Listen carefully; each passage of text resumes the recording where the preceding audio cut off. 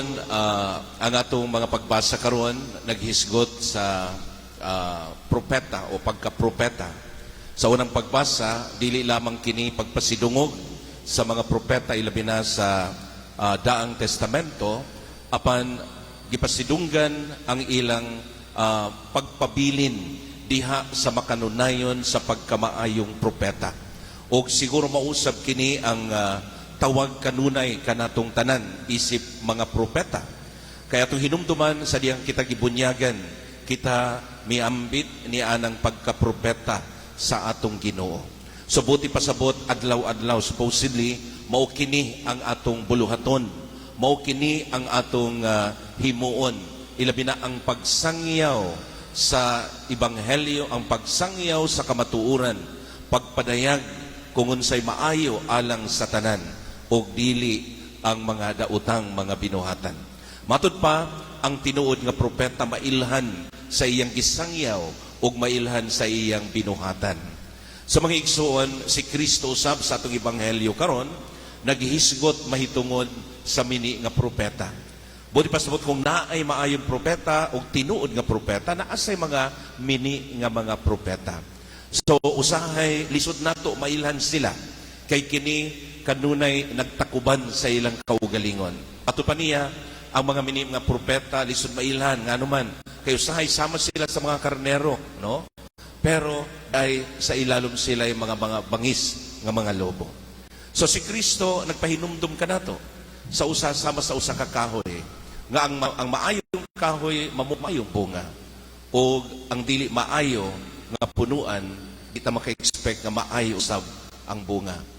Sa mga igsuon, kini dako kayo nga hagit kanatong tanan sa matag adlaw.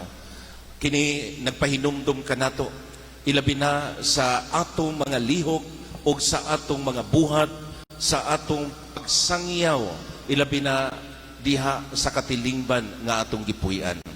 Nasayo kita nga even karong mga panahona, dako kayo ang mga issues nga nagtawag kanato sa pagka-tinuod nga propeta. Aware ta, ilabi na sa issue about divorce. Di ba? No? So, unsa man ang atong stand, isip simbahan. Aware ba ta kung unsay angay nato puy-an diha ni anang maong kamatuoran. Mga igsuon, matud pa, dili tanan nga gikauyunan sa daghan mao'y sakto. Ato nang hinumduman. Ang ato kanunay nga puy-an ilabi na ni ini mga isyu karon.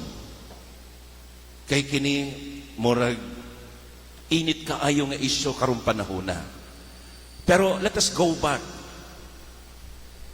sa inyong gisaad ilabi na diha sa sakramento sa kaminyoon. Nga naman, because the challenge is you have to strive always, no, to uphold the sacredness of marriage according to the design of God.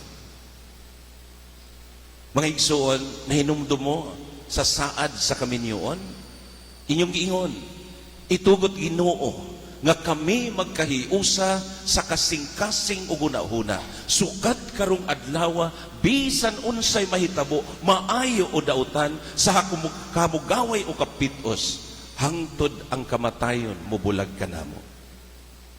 Mao kini ang saad, mao kini ang angay naton dawaton ug puy-an sa matag adlaw. Mabitaw nga isip mga propeta sa Dios, kitang tanan giauhag kita sa pagdala kanunay ni ining kamatuoran. What about abortion? Daghan mo ingon ang mga grupo, no? Abortion is the right to choose. It is about health service. Di ba? Nindot kayo. Sila ba ang mga tinuod nga propeta nga nagdala ni ini?